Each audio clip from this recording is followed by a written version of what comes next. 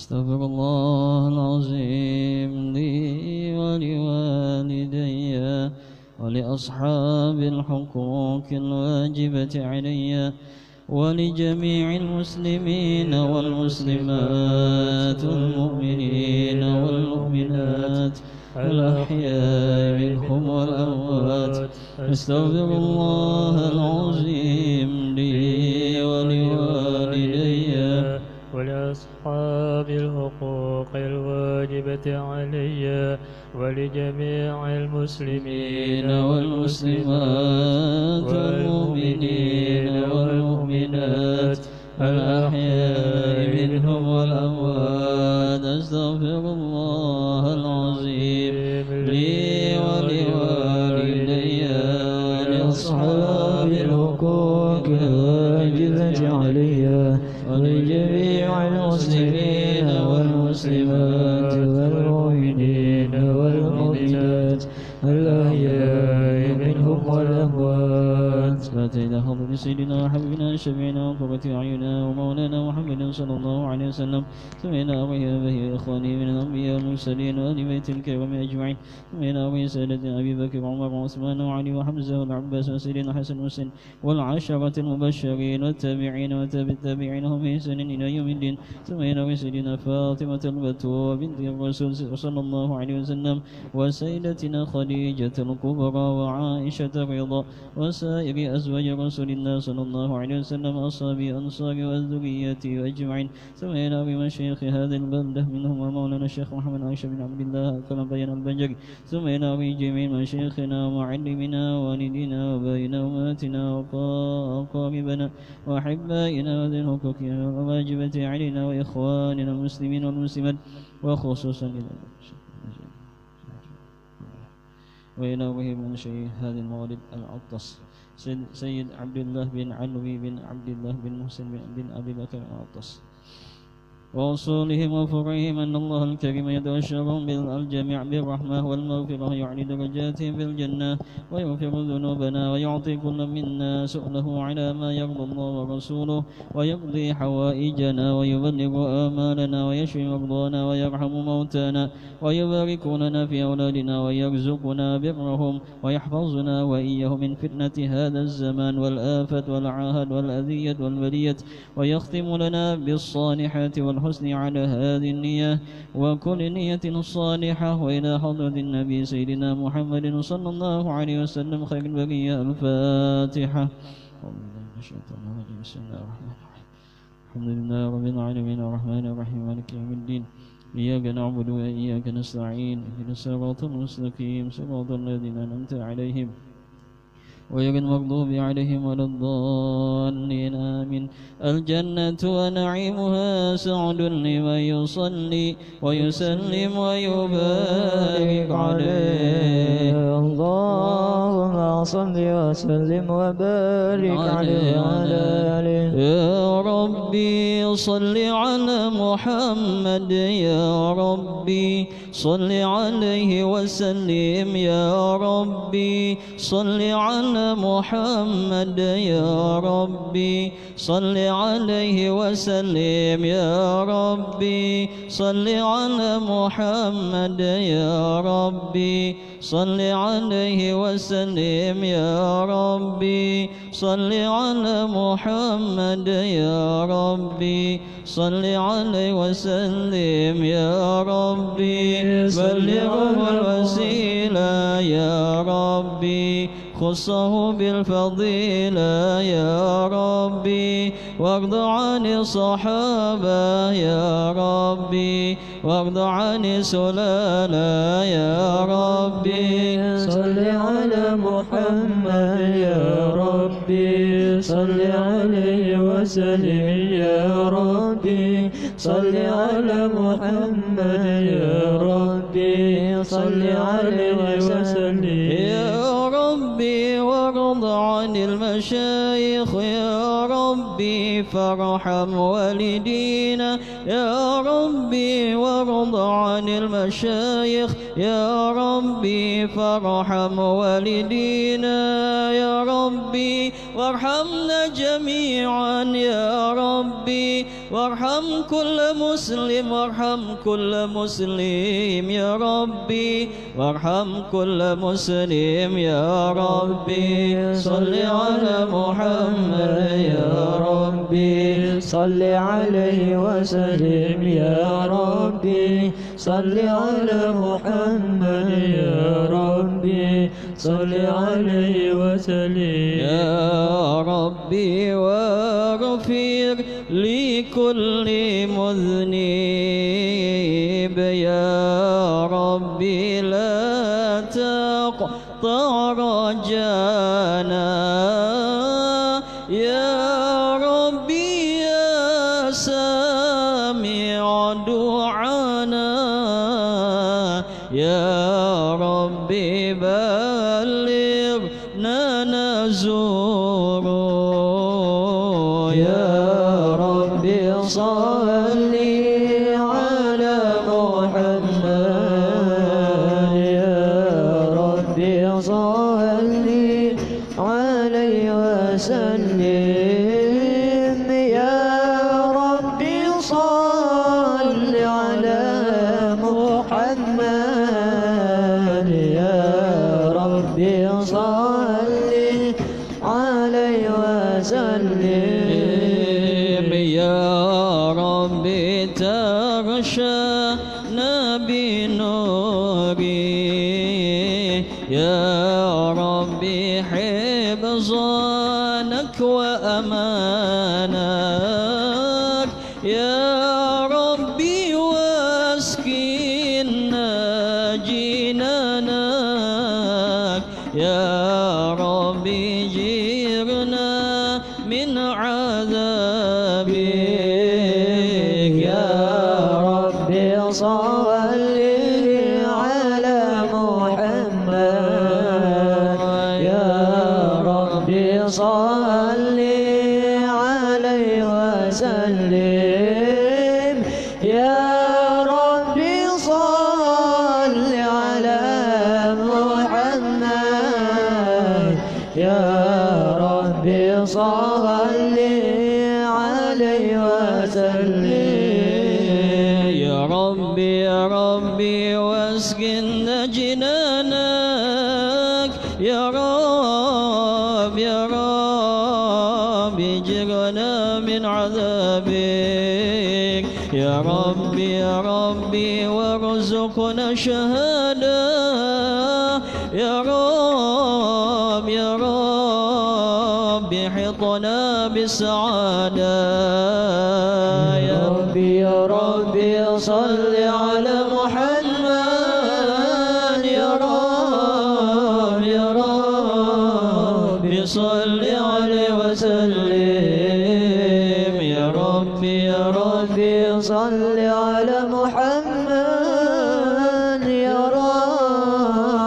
ربي صل عليه وسلم يا ربي واصلح كل مصلح يا ربي واكفي كل مؤذي يا رب نختم بالمشفع يا رب صل عليه وسلم يا ربي صل على محمد يا ربي صل عليه وسلم يا ربي صل على محمد يا ربي صل عليه وسلم اللهم صل وسلم وبارك عليه وعلى آله بسم الله الرحمن الرحيم لقد جاءكم رسول من أنفسكم عزيز عليه ما عنتم حريص عليكم بالمؤمنين رؤوف رحيم. إن الله وملائكته يصلون على النبي يا أيها الذين آمنوا صلوا عليه وسلموا تسليما. اللهم صل وسلم وبارك عليه وعلى آله.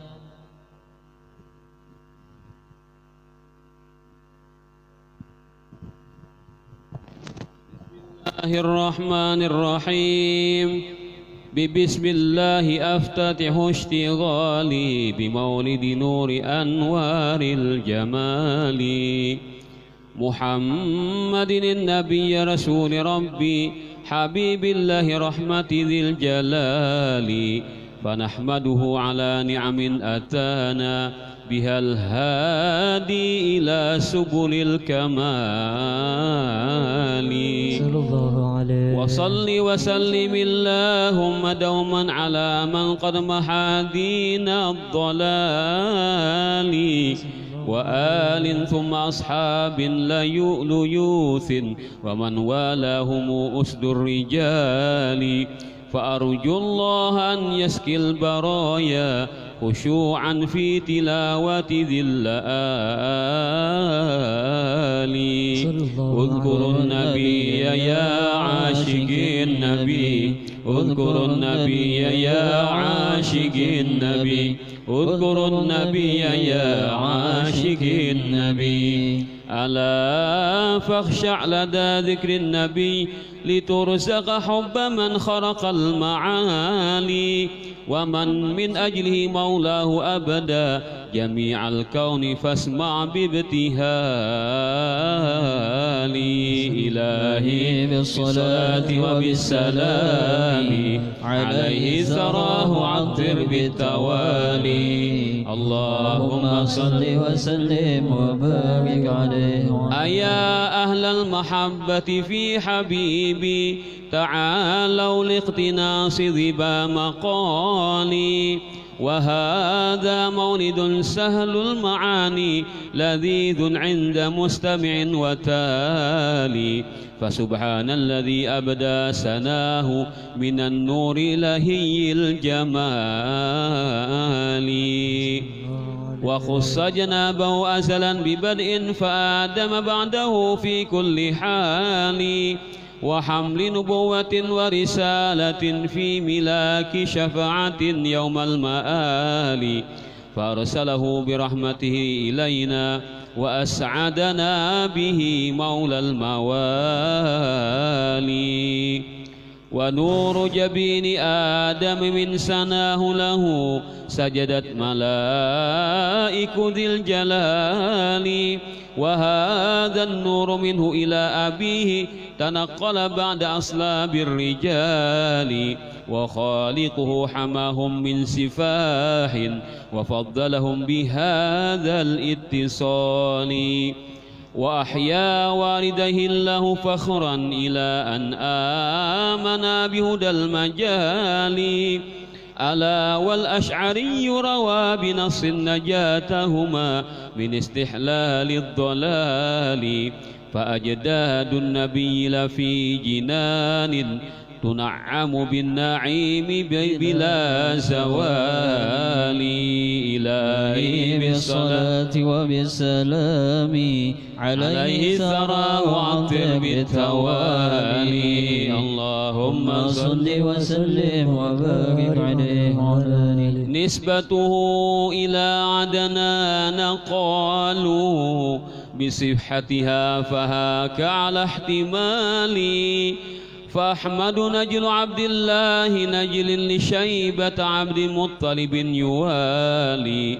لهاشم بن عبد منافهم من قصي من كلاب في انتقال.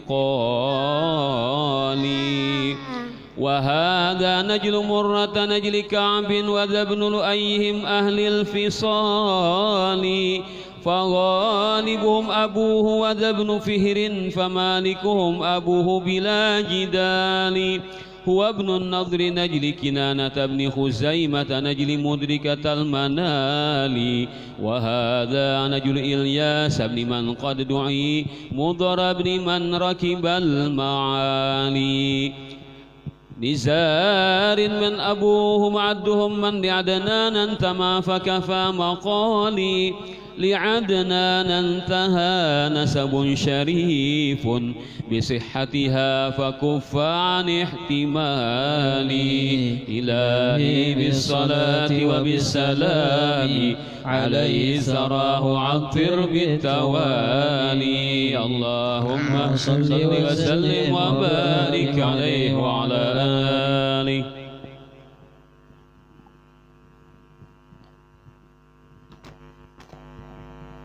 اللهم صل وسلم على سيدنا محمد وعلى آل سيدنا محمد. أشرقت أنوار نبينا فازدهر الكون سرور في ربي حين هل فينا نور أنوار البدور مرحبا يا نور عيني مرحبا طال النور مرحبا جد الحسين يا حبيبا للغفور أنت شمس أنت قمر أنت شمس أنت قمر أنت نور فوق نور أنت نور فوق نور أشرقت أنوار نبينا فازدهر الكون السرور في ربيع هل فينا نور أنوار البدور مرحبا يا نور عيني مرحبا طال النور مرحبا جد الحسين يا حبيبا للغفور أنت شمس أنت قمر أنت شمس أنت قمر أنت نور فوق نور أنت نور فوق نور يا حبيبي يا محمد يا رسول الخافقين يا رسول الخافقين يا ممجد يا إمام القبلتين يا إمام القبلتين يا حبيبي يا محمد يا رسول الخافقين يا رسول الخافقين يا ممجد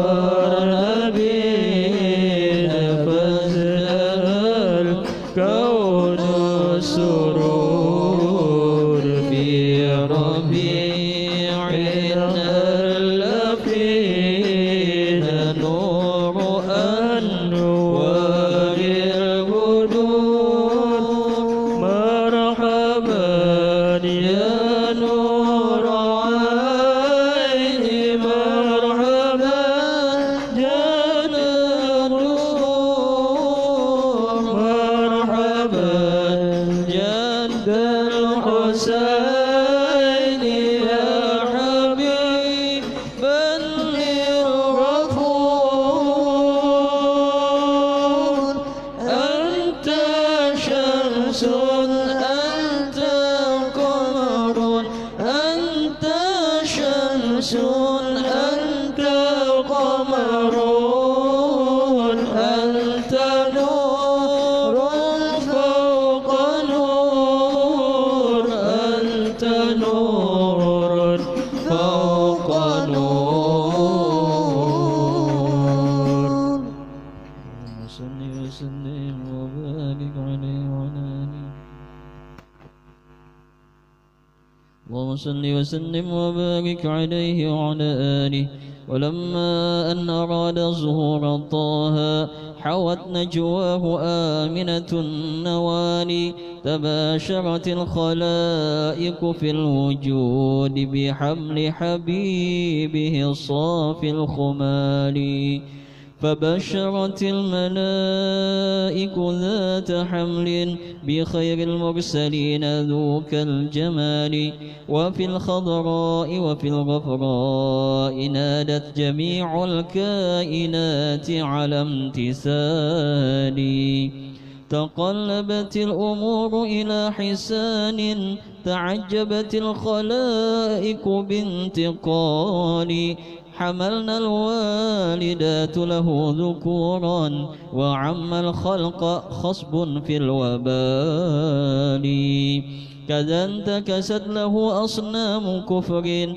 وأدنيت الثمار لمن يذالي وأطباق السماء كذا جنان تزينها الملائك بالكمال فأثبتت الكهانة حمل طه ختام المرسلين لدى الرجال وصدقت الرجال بما رأوها وكذبت السوافل من فسال أتاها في المنام مبشروها بأفضل أنبياء بلا محال إلهي بالصلاة وبالسلام عليه زراه عطر بالتوالي اللهم صل وسلم وبارك عليه ترحبنا بقدوم الشهر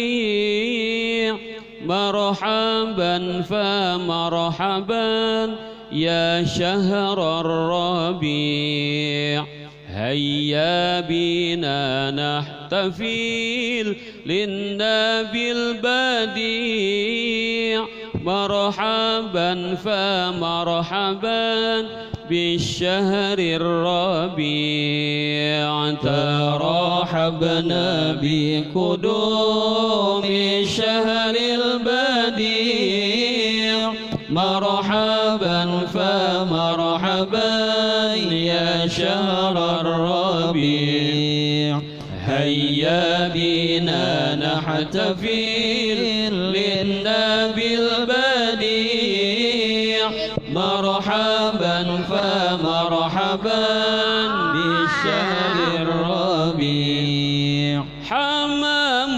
بريء غرد التغريد وكذا المطرب أنشد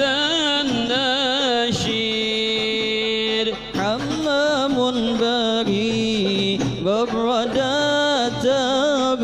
التغريد وكذا المطرب أنشد النشيد مظهر الفرحة بالليالي العيد ليالي المولد للنبي الفريد ترحبنا بقدوم شهر البديع مرحبا فمرحبا يا شهر الربيع بنا نحتفل للنبي البديع مرحبا فمرحبا بشهر الربيع والكون أضاء والبلود نافير واكتسى الإنسان بالخلق الحميد والكون أضاء والبلود نافير واكتسى الإنسان بالخلق الحميد نقض الأمم بشرب التوحيد بظهور النور من سطع الوالين ترحبنا بقدوم شهر البديع مرحبا فمرحبا يا شهر الربيع هيا بنا نحتفل للنبي البديع مرحبا فمرحبا بشهر الربيع وصلاة الله على القائد الهادي الإنسان إلى السديد وصلاة الله على القائد الهادي الإنسان إلى السديد وكذا الآل ذي العقل الحديد والمحتفلين لذكر المولد ترحبنا بقدوم الشهر البديع مرحبا فمرحبا يا شهر الربيع هيا بنا نحتفل للنبي البديع مرحبا فمرحبا بشهر الربيع اللهم صل وسلم وبارك عليه وعلى آله اللهم صل وسلم وبارك عليه وعلى آله ولما أن مضى شهران حملا أتم أبوه عمرا باعتلال بطيبة بعد عود جنابه من أراضي الشام فاز بحسن حالي لدى أخواله شهر مريض تصبر من توجعه الجزال تزور جنابه زوار طه فنالوا منهما الدرر الغوالي وعند تمام وقت الحمل حانت ولادة من دعانا لاعتدال فنبح الطيب عم الكون منه فطاب سرور عالم ذي الجلال أشرق نور فجر الوضع طلقا فغاب به دجى ليل الضلال ومريم رفق آسية أتتها بحور العين في طلق الهلال حضرنا مخاض آمنة لطه فأبدت شمس أكوان الجمال صلى الله على محمد صلى الله عليه وسلم صلى الله على محمد يا ربي صل وسلم طلع البدر علينا من ثنيات الوداع وجب الشكر علينا ما دعا لله داع طلع البدر علينا من ثنيات الوداع وجب الشكر علينا ما دعا لله داع أيها المبعوث فينا جئت بالأمر المطاع كن شفيعا يا حبيبي يوم حشر واجتماع طلع البدر علينا من ثنيات الوداع وجب الشكر علينا ما دعا لله داع ربنا صل على من حل في خير البقاع واسبل الستر علينا يا مجيبا كل داع طلع البدر علينا من ثنيات الوداع وجب الشكر علينا ما دعا لله داع أنت في كل جميل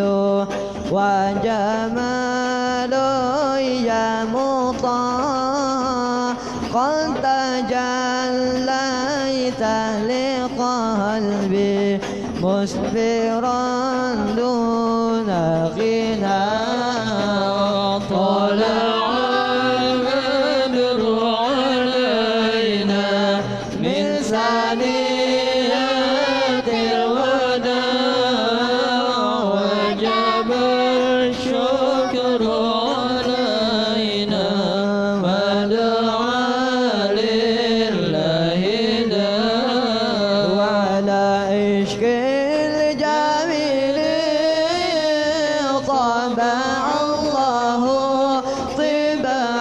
طباعي ولبسنا ثوب عز بعد تلفيق الرقاع يا نبي سلام عليك يا رسول سلام عليك يا حبيب سلام عليك صلوات الله عليك وارض عن ذات يا وهل قبل أيام رضاعي ورضعنا ثدي وصلي دائما من كل داعي يا نبي سلام عليك يا رسول سلام عليك يا حبيب سلام عليك صلوات الله عليك ربي فارحمنا جميعا بجميع صالحات ربي فارحمنا جميعا وامحو عنا سيئات يا نبي سلام عليك يا رسول سلام عليك يا حبيب سلام عليك صلوات الله عليك صلى الله على محمد صلى الله عليه وسلم صلى الله على محمد صلى الله عليه وسلم صلى الله على محمد يا ربي يا ربي صل وسلم صلى الله على محمد يا ربي يا ربي صل وسلم وبارك على آله. اللهم صل وسلم وبارك عليه وعلى آله.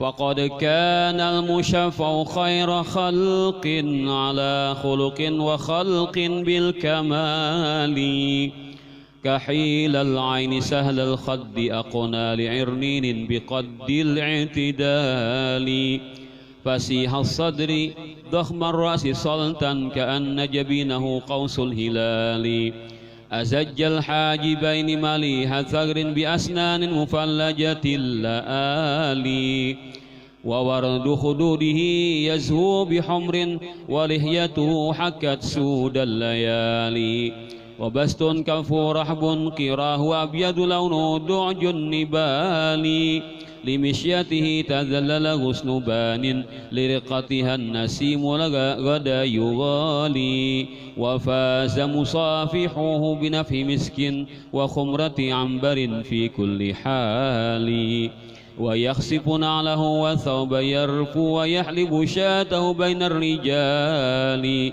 ويخدم أهله بأرق لطف ويقبل عذر أصحاب وآل، ويصفه عن عدال الله يرضى ويغضب للمهيمن ذي الجلال، وللشرفاء والفضلاء يصغي وللفقراء يخدم أو يصالي، يماسي أهله بالحق عدلا وينصهم بلطف في اعتزال، تهاب جنابه أدهى ملوك وطه من تواضعه يحالي، ويبدأ بالسلام لمن يلاقي لهم يدعو المهيمن بامتثال، إلهي بالصلاة وبالسلام عليه ثراه عطر بالتوالي، اللهم صل وسلم وبارك عليه وعلى آله. دع مدعة النصارى في نبيهم واحكم بما شئت مدحا فيه واحتكمي، فانسب إلى ذاته ما شئت من شرف وانسب إلى قدره ما شئت من عظم، فإن فضل رسول الله ليس له حد فيعرب عنه ناطق بفمي، أيا شمس الوجود وأصل خلق بما عن علاك يفي مقالي، وقد مدحتك آي الكتب طرا وألسنة الخلائق بالكمال، أبعد مديح رب العرش مدح كفى بالقرب فخر في المعالي، وقد دست البساط فسيح عرش بموقف جبرائيل عن التعالي، علوت جسوم هيولا كيان للقيا الله ربك ذي الجلال، فلا لفظ ولا معنى يرقي مديحك حد فضلك باشتمال، خلقت مبرأ من كل عيب علوت ممجدا في كل حال، عليك صلاة ربك ما استدارت سماوات بأفلاك الرئال، تعم الآل والأصحاب جمعا كذاك التابعون ومن يوالي، إلهي بالصلاة وبالسلام عليه ثراه عطر بالتوالي، اللهم صل وسلم وبارك عليه وعلى آله. يا بدرة من حاز كل كمالي، ماذا يعبر عن علاك مقالي، يا بدرة من حاز كل كمالي، ماذا يعبر عن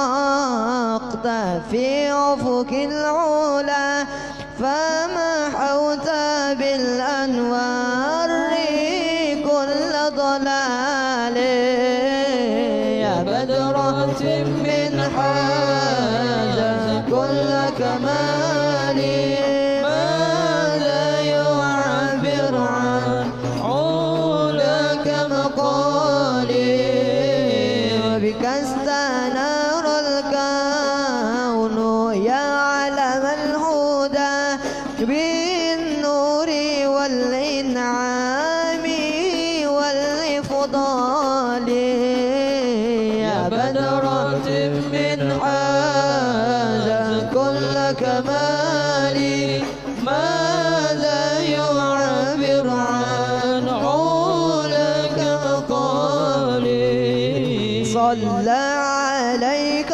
الله ربي دائما أبدا مع الإبكار والأصال يا بدرة من حاجة كل كمال ماذا يعبر عن علاك مقالي وعلى جميع الآل والأصحاب من قد خصهم ربه العلا بكماله يا بدرة من حاجة كل كمال ماذا يعبر عن علاك مقالي أنت الذي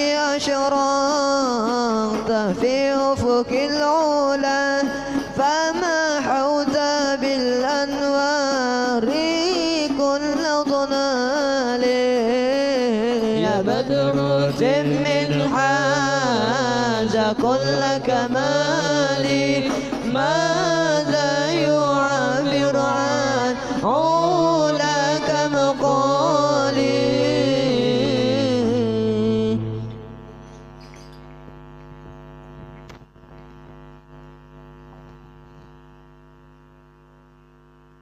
Bismillahirrahmanirrahim. Mari kita membaca doa dan salawat kepada Habib Umar yang diwasiatkan beliau supaya dibaca pada bulan Rabiul Awal ini. Iringilah. Iringi. Sebelum bersalawat kita baca dulu amalan daripada Habib Umar.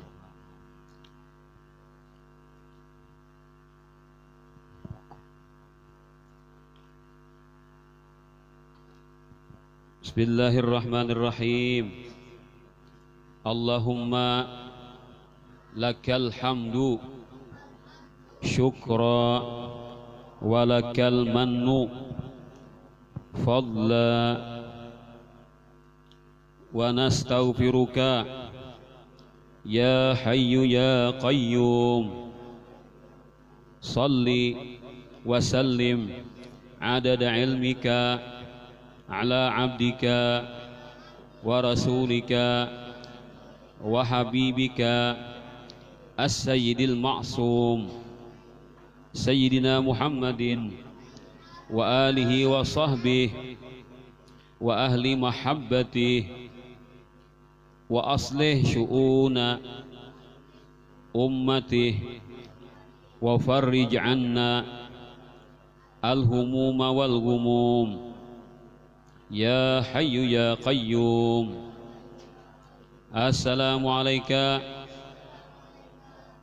ya Rasulullah. Assalamu alayka ya Aba Fatimah. Assalamu alayka ya Jaddal Hasan.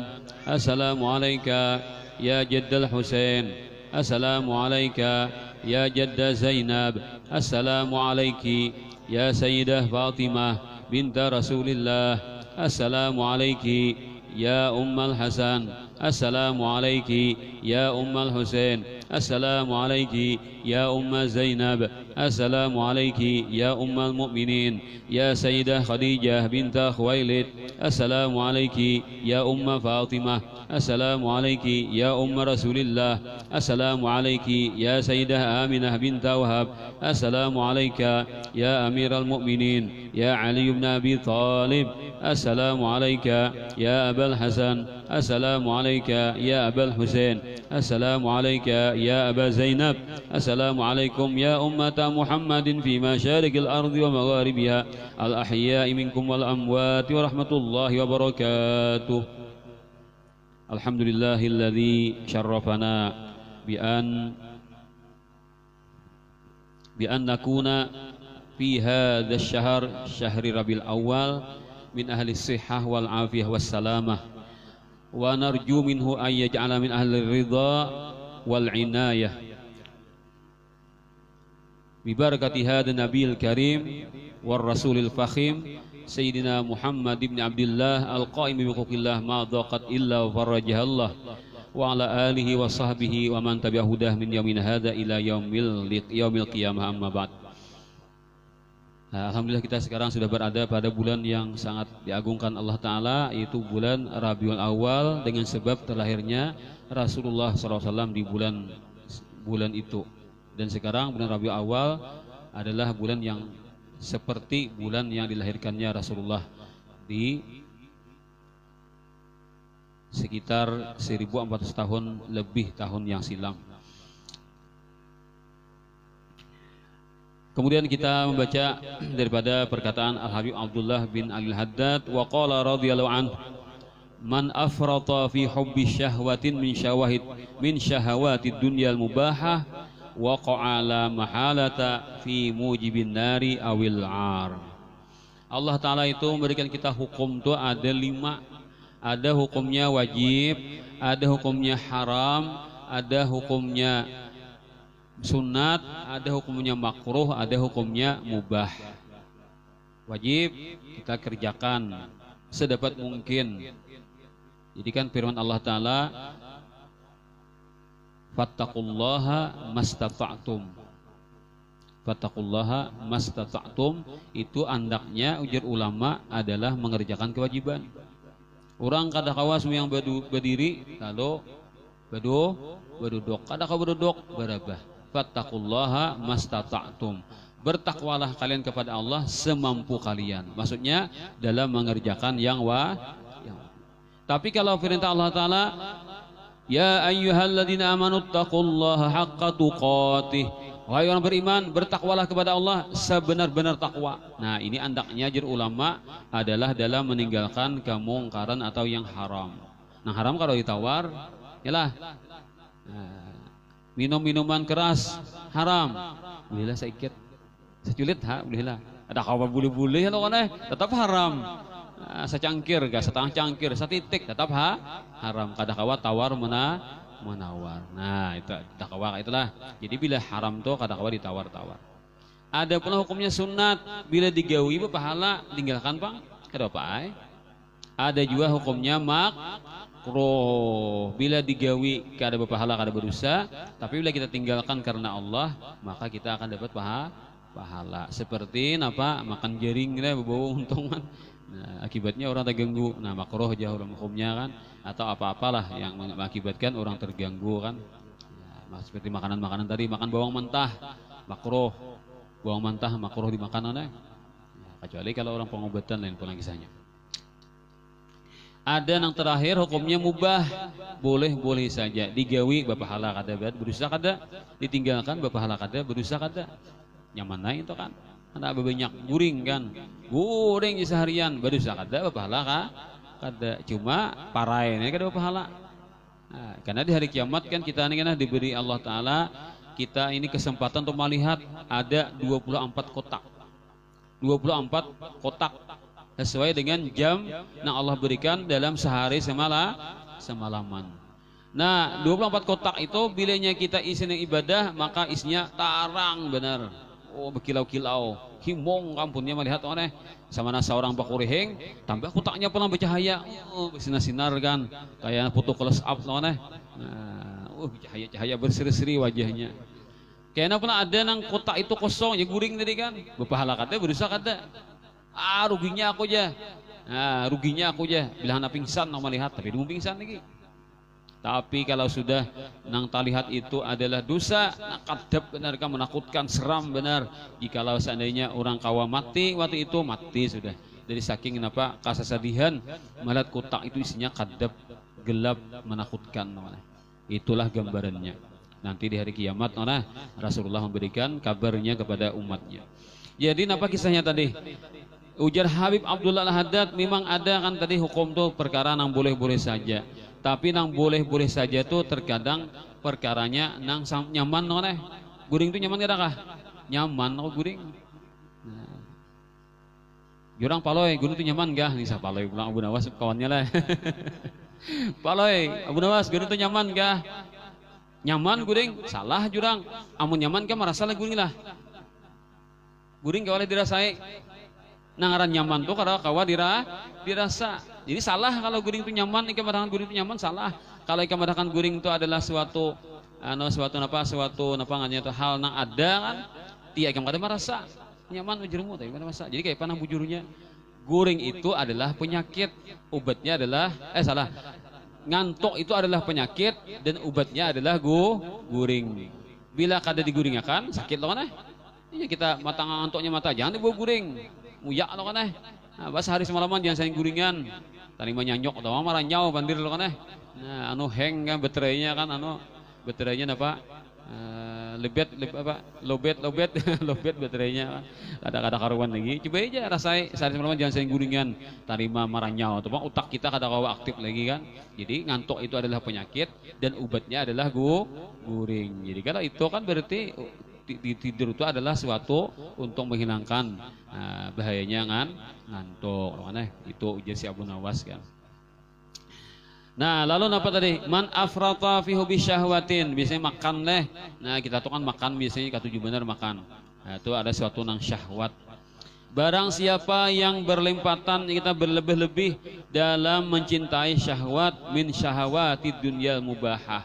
Memang berdosa kada, berpahala kada. Ketujuh benar, hobi benar kan dan gitu, kadawa kada. Itu harus ada setiap hari dikerjakan. Jangan makan tadi kan hendak berlebihan. Padahal kan nang mangaran makan tuh kada itu daruratil hayah min daruratil hayah. Artinya sesuatu yang dipentingkan dalam kehidupan. Bila kada makan kita nih sama bunuh diri.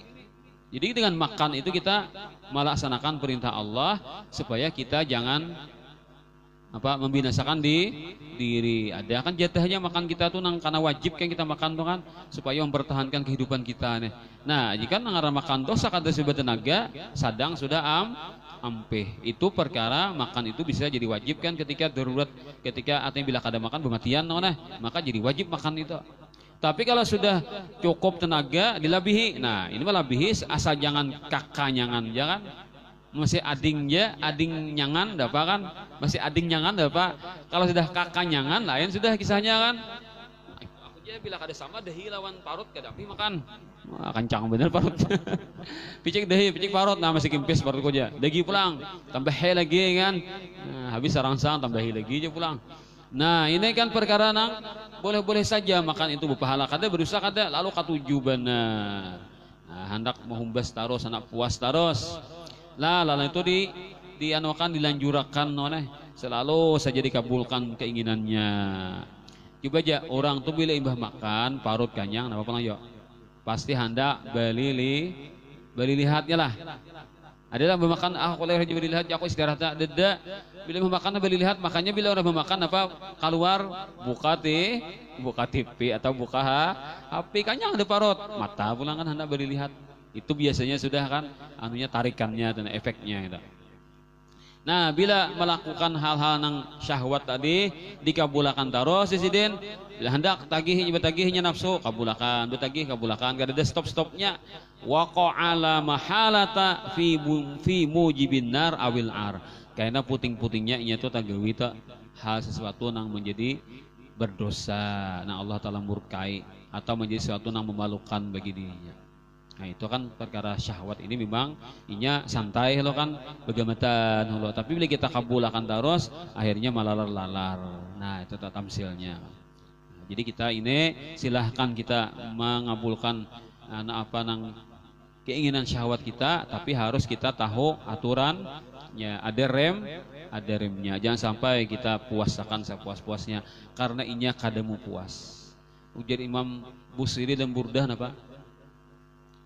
Mali biraddi jimahim min ghawayatiha kama yuraddu jimahul khayli bil lujumi fala tarum bil ma'asi kasra syahwatiha inna ta'a ma yuqawi syahwatan nahimi. Orang nang rakos itu bila dimakani tambah makanan tambah rakos. Kada mau rakos orang itu makani kanyangis itu aja pakai kanyangan ampih rakos kada mau banget rakos. Luput anda anya sini kada mau kanyangi hana inya nih napa nang ditagihnya orang nafsu kabulakan ha inya bertambah terus minta tambahi lagi itu bang bacaannya kan nah ada lagi terusnya. Wa qala radhiyallahu anhu takhasamal ajzu wal hirman ayyuhuma adarru ala sahibi wa tarafa'a ila al-aql faqadha bainahuma anna al-ajza aslun wal hirman far'un. Nah kita ini kan dalam beribadah kepada Allah, kita kan tugas kita di dunia ini dua aja. Pertama menuntut ilmu, yang kedua beribadah. Karena ayat Al-Quran wa ma khalaqatul jinna wal insa illa liya'budun. Tidaklah kuciptakan jin dan manusia itu kecuali hikmahnya diciptakan mereka itu tidak lain adalah untuk mengenal aku, kata Allah. Nah, mengenal Allah itu jalannya adalah ibadah. Jadi disambat ibadah, yang dimaksud adalah mengenal Allah. Kada pacang kawa kita mengenal Allah kalau kita kada beribadah. Kalau beribadah kada berilmu pulang. Kada kawa beribadah kalau tanpa ilmu. Berarti rentetannya pertama menuntut ilmu, kedua beribadah, hasilnya mengenal Allah. Itu hikmahnya kita nih di dunia ini, misi kita di dunia adalah ilmu dan ibadah. Nah, lalu ilmu dan ibadah ini kan macam-macam. Ada nang kawa sekali seminggu, alhamdulillah. Ada nang kawa 2 kali seminggu, alhamdulillah. Ada nang kawa 3 kali seminggu, alhamdulillah. Ada nang tiap hari kan menuntut ilmu, bagus lagi kan. Nah, itu kelasnya masing kemampuannya masing-masing.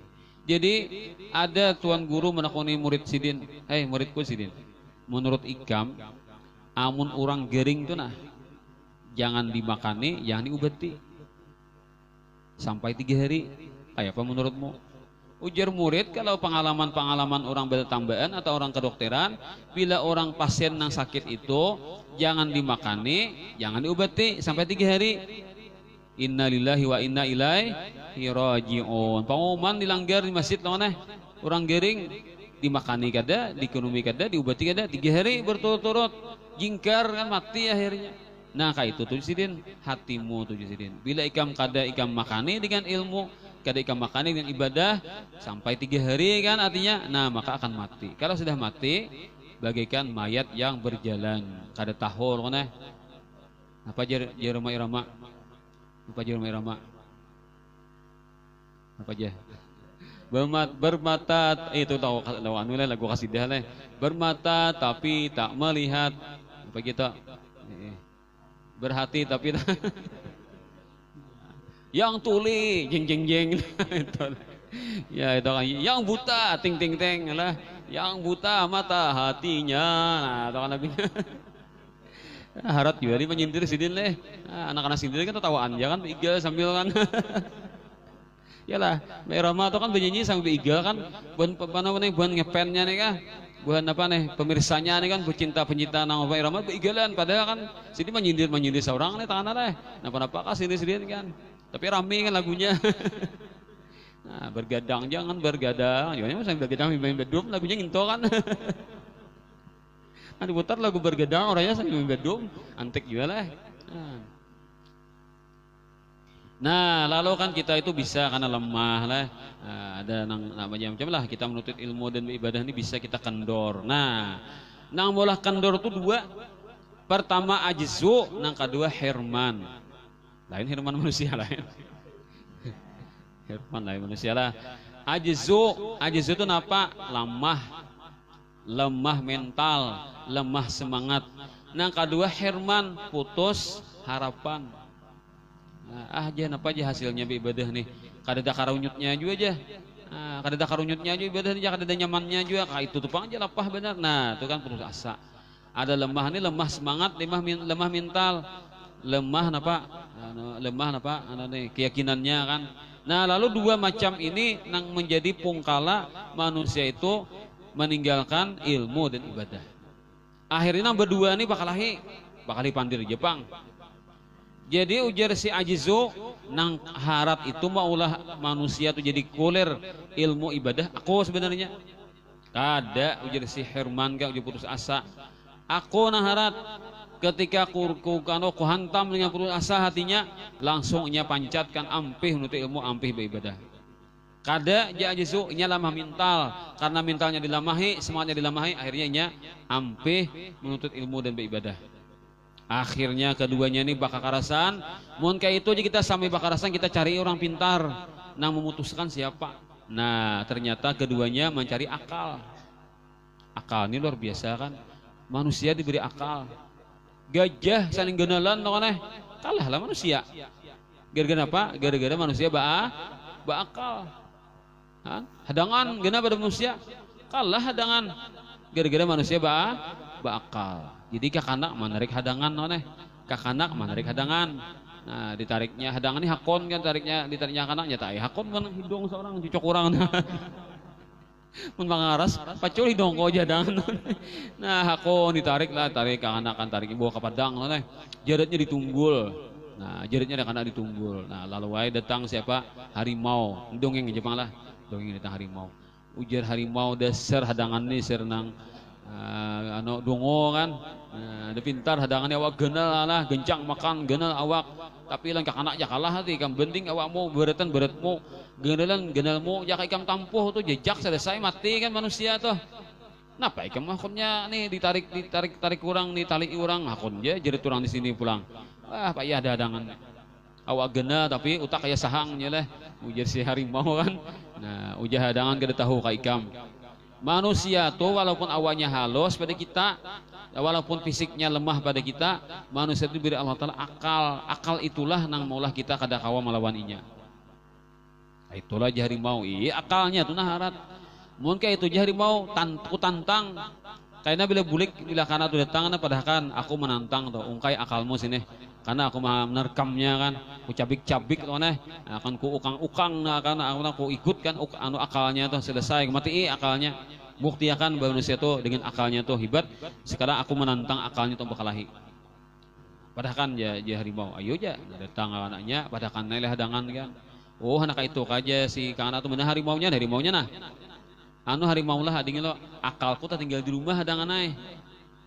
Akalku tak tinggal di rumah asan hadangan dong akal tuh kayak apa lah berbentuk kayak apa akal manusia tuh kan hakone kam hadengi sini jangan berjauh lah ayo ya harimau hadengi kam sampai kamarian ku hadengi aku mah bakal lahin nah membuktikan bahwa aku kawa mengalahkan akalmu nih ku mati akalmu tuh keterkam no ku cabik ku makan ayo ha bulik ka anak tuh kan apa deh catuknya napa nih deuh kan atau catuknya kentongan deh koman kemana kak masyarakat padakannya itu di padang itu aku ulun membawa hadangannya diparaki oleh harimau menantang kita sabarataan ayo si panang wani kan kita rimpung harimaunya sakampungan nih apa dinya ikum bawa parang bawa toko bawa linggis bawa gergaji asa senjata aja bawa kan rame rame kan udah sakampungan mengguriak sakampungan datang ke padang nih mana menunti harimau.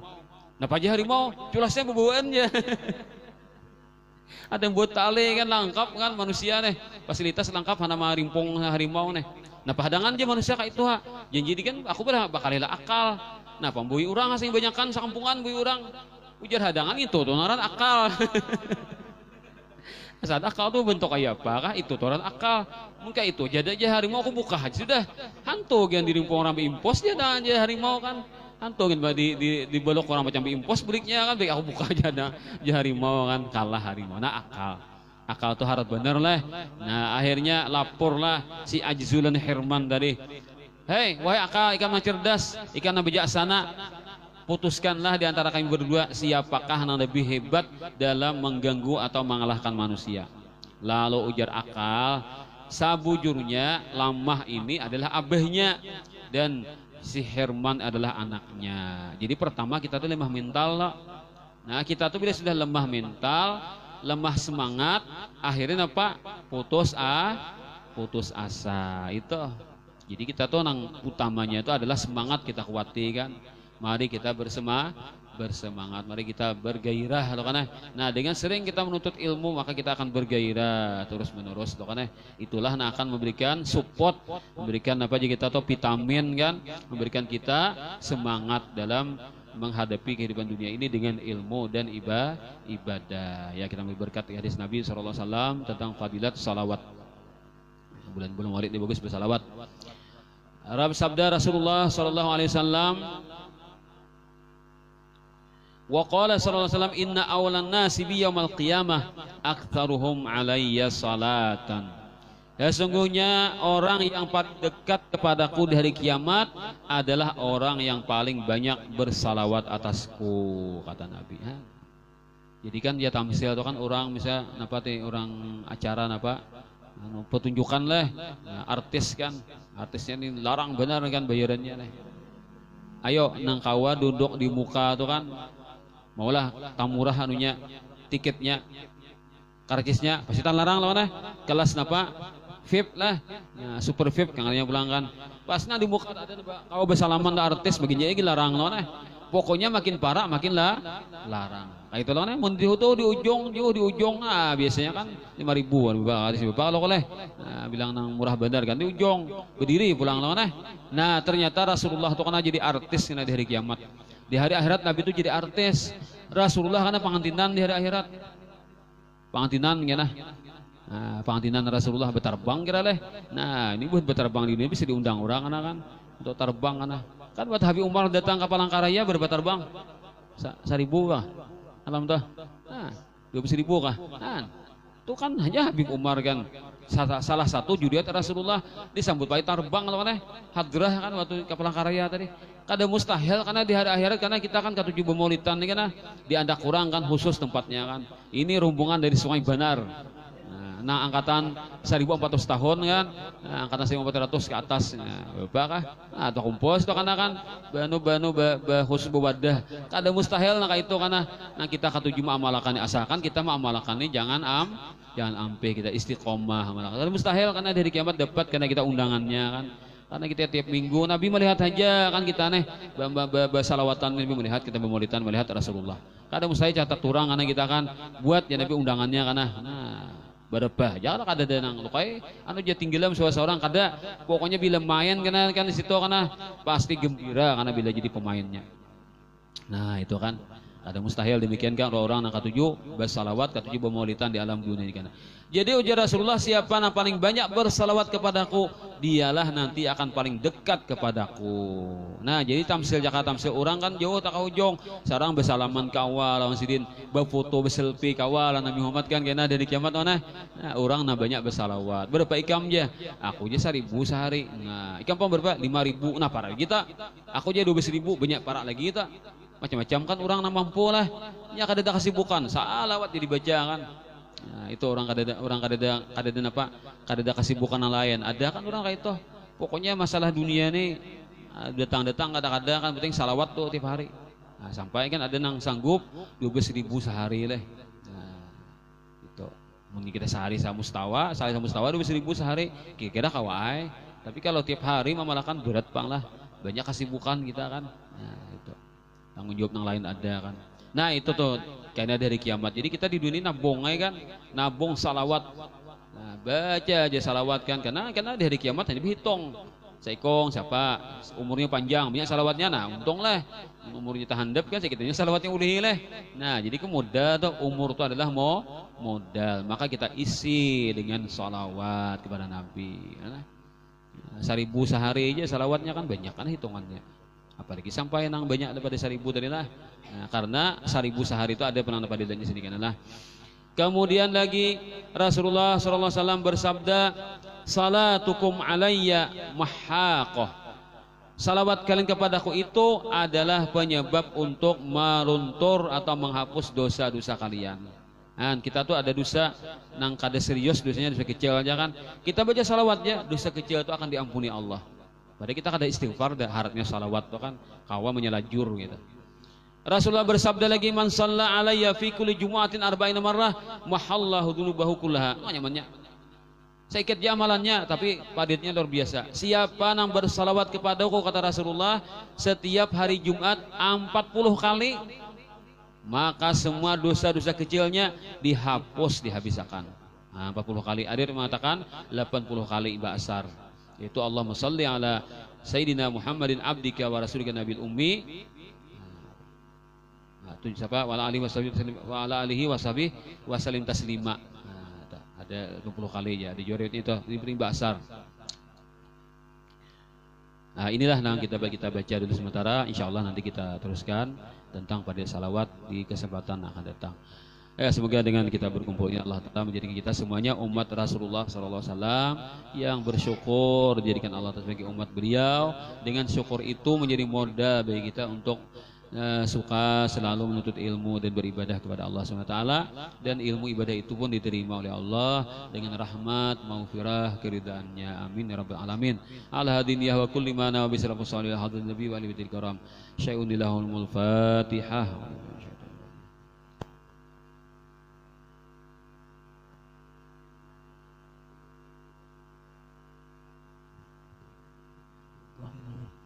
بسم الله الرحمن الرحيم الحمد لله رب العالمين اللهم صل وسلم على سيدنا مولانا محمد وعلى آله وصحبه أجمعين جعلنا الله وإياكم ممن يستوجب الشفاعة ويرجو به من الله رأفته ورحمته والحمد لله رب العالمين. إلهي تم مولده بيسر فيسر فهم مستمع والتالي وبعد رواية المولود حانت لنا وقت الإجابة للسؤال ألا فلنرفع الأيدي بذل وقصد وافتقار وابتهال فقولوا في الدعاء معي بسر لنحظى كلنا بالاتصال.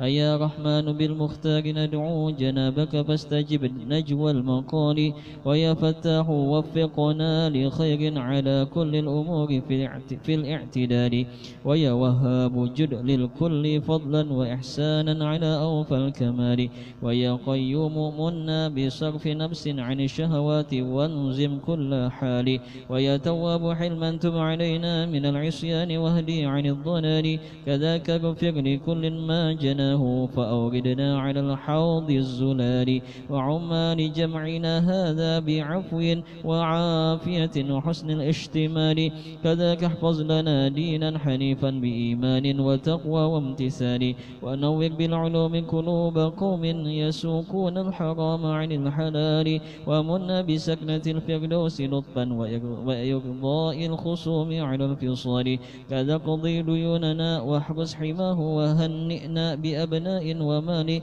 وأجل لنا الكروب بسر لطف كذا أسبل لنا ستر الجمال إلى غير اقترابك لا تكلنا أدم للخلق غيثا في انسجال وعلي محمدا واحرس حماه وعم الخلق خصبا بالنوال وعزم أجر من أجرى لطه ضيافتنا بهذا الاحتفال فنزم رواية المولود هاد ترصع بالجواهر واللآل لناظمها كن اللهم عونا معينا في المجال وفي المآل هو المدعو عبد الله نجلا للعلوي بن منان المعالي هو المدعو عبد الله أيضا ونسبتهم إلى أهل الكمال فهم من آل عطاس كرام ومن أسباط أشرف الرجال الجاني حسين النجر فاطمة البتول هو ابن علي العالي الفعال فمن أسباط خاتم أنبياء محمد الرسول ذوك الليالي لنا ولوالديه اغفر إلهي وإخوان وأشياخ كهان لسامعه وقارئه عموما وأحبته وأولاد شبال كذمن بالقبول لنا جميعا بجاه المصطفى حامي الظلال كذاك انظر إلى السلطان وانصر به الشرع الحنيف على التوالي ونظمي مولد المختار طه على حسن ختام قد انتهى لي وعدوا ثماري قطف وأرخ تسمد مولد العطاس فاني صلاتي ثم تسليمي عليه تعم الآل أصحاب النوال وأصحابا وأتباعا كراما ومن والاهم أهل الكمال سبحان ربك رب العزة عما يصفون وسلام على المرسلين والحمد لله رب العالمين. الفاتحة.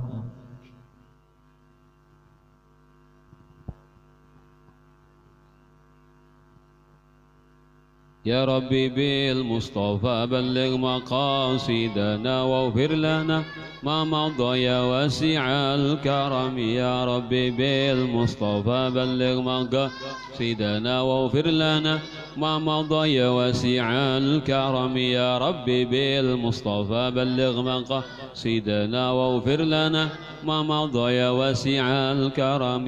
لي خمسة أطفي بها حر الوباء الحاطمة المصطفى والمرتضى وابناهما والفاطمة. لي خمسة أطفي بها حر الوباء الحاطمة المصطفى والمرتضى وابناهما والفاطمة. لي خمسة أطفي بها حر الوباء الحاطمة المصطفى والمرتضى وابناهما والفاطمة. تقبل الله منكم.